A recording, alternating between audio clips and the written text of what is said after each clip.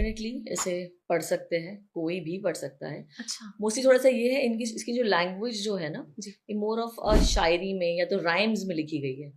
Actually जो ओह! लिखी गई थी ओरिजिनल स्क्रिप्ट उनकी है जो उर्दू है। अच्छा। हाँ, इट वाज रिटन बाय पंडित जोशी। और ये जो है एक एनर्जीज ने लिखवाई थी उनसे। ठीक है। इसकी जो ओरिजिनल स्क्रिप्ट है वो लाहौर के एक म्यूजियम में है, जो ओरिजिनल बुक है। बट इसके अभी बहुत सारे we have got the translated English में, हिंदी में, आप जो भी लैंग्वेज में आप सर्च कर लोगे यू विल गेट इट। और काफ़ी मिथ्स है इसके बारे में कि ये बहुत डिफरेंट है रेगुलर वैदिक एस्ट्रोलॉजी या तो केपी एस्ट्रोलॉजी से। वही है, प्लैनेट्स जो है हमारे 9 प्लैनेट्स को देखते हैं हम, 12 घर को देखते हैं, 12 राशियों को देखते हैं, वैसे ही होती है। बट सिर्फ लाल किताब इतना डिफरेंट है कि हम लाल किताब में जो हमारे कर्मा करेक्शंस हैं उसके बारे में का बात करते हैं और उसकी रेमेडीज करते हैं। उसका जो अप्रोच है लाल किताब का, ये रेमेडी बेस्ड अप्रोच है।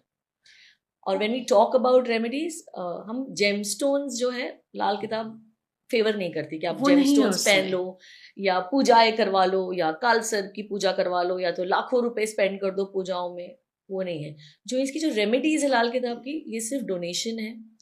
अपनी लाइफस्टाइल चेंज करना है, घर में जो प्लेसमेंट है चीज़ों को वो चेंज करना होता है, और एल्डर्स को रिस्पेक्ट करना और मॉरली खुद को करेक्ट करना, इस चीज़ों पर बेस्ड है लाल किताब। It doesn't have gemstone, will not ask you कि आपको पूजा कराना है। और अगर कालसर्प योग है भी तो राहु केतु की आपको रेमेडीज दी जाएगी। और अगर कभी जा रहे हो आप त्र्यंबकेश्वर तो करवा लो कालसर्प की पूजा। ऐसे नहीं कहा जाएगा कि आप जाना ही पड़ेगा या करवाना ही पड़ेगा। अच्छा, आप बात कर रही हैं कि ये लाहौर के एक म्यूजियम में रखी है जी, उर्दू में लिखी है, लिखने वाले पंडित जोशी जी हैं। मतलब वैदिक एस्ट्रोलॉजी नहीं है लेकिन बहुत कुछ 12 जो राशियां हैं उनका ज्ञान है। इतना बड़ा कंफ्यूजन मुझे कभी नहीं हुआ है। क्या है ये? हाँ, सो लोगों को ये भी होता है कि उर्दू में क्यों लिखी गई है और लाहौर में क्यों है। और ऑफ कोर्स ये वो बिफोर पार्टीशन की बात है। हाँ, तब तो हम सब एक ही हाँ, थे। हाँ। और तभी उस जमाने में उर्दू वाज अ लैंग्वेज उस नॉर्थ के रीजन में, इफ यू सी। हाँ जी, so that's why it was written Urdu. और ये ऐसा भी नहीं है, ये कोई रिलीजन बेस नहीं है। आप ऐसे नहीं बोल सकते ये हिंदू ही कर सकते हैं या मुस्लिम्स ही कर सकते हैं। ये कोई एस्ट्रोलॉजी तो पहली बात कोई रिलीजन बेस है ही नहीं। हाँ, हाँ, ये बहुत साइंटिफिक है और लॉजिकल है। अगर एक सर्टन प्लैनेट से अगर मिलेगा, ट्रांजिट होगा, या जो प्रॉमिस है वैसे आपको फल मिलेंगे। जैसे कि अभी जो शनि का ट्रांजिट हुआ था 29 मार्च को, हाँ। बहुत सारे लोगों को मुझे कॉल्स आए हैं, एक्सीडेंट हो गया। मेरे घर में खुद ही आई वाज एक्सपेक्टिंग वो ट्रांजिट के बाद फादर के लिए कुछ प्रॉब्लम आएगी, और जो आ गई। एक not knowingly, not by any mistake, एक जीएसटी का नोटिस आ गया। अच्छा। जो बाय मिस्टेक था वो हो गया 8 दिन में सॉल्व। बट मैं कह रही हूँ मतलब मुझे पता था कि कुछ प्रॉब्लम रिलेटेड फादर को आएगी वो एक ट्रांजिट के बाद। वो हो गया, मतलब वो प्रॉमिस है। तो ये बहुत साइंटिफिक है। ये 2 प्लैनेट्स अगर मिलेंगे, सन सैटर्न अगर मिलेगा, तो दोनों ऑपोजिट प्लैनेट्स हैं।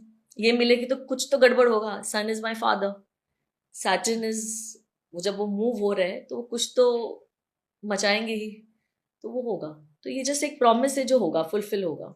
तो लाल किताब में जो लिखा है, सपोज किसी को, मुझे नहीं मालूम, आप अब मुझे एक्सप्लेन करके बताइएगा।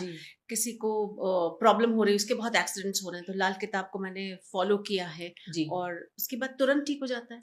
नहीं, तुरंत कोई चीज नहीं होती है। इट्स नॉट ब्लैक मैजिक और इट्स मैजिक। किसी के पास वोंड नहीं है।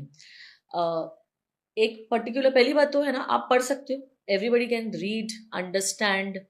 बट ये है अप्लाई जो करना है ना, या तो सोच समझ के करो अगर थोड़ा सा ज्ञान है, या तो किसी को पूछ कर करो।